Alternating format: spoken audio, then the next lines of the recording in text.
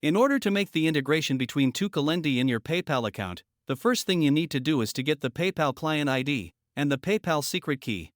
Let's see how to do it. Go to the PayPal developer website. Log in with your username and password. Remember that you must have a PayPal business account.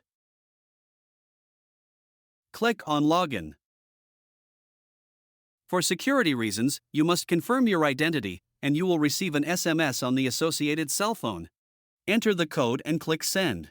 You must wait a few seconds until PayPal checks everything. First, you must make sure you are in live mode to get the client ID and the secret key.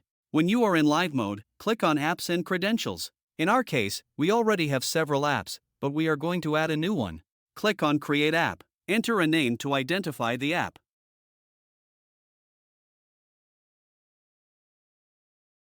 When you have it, click on Create App. And that's it, the new credentials have been created.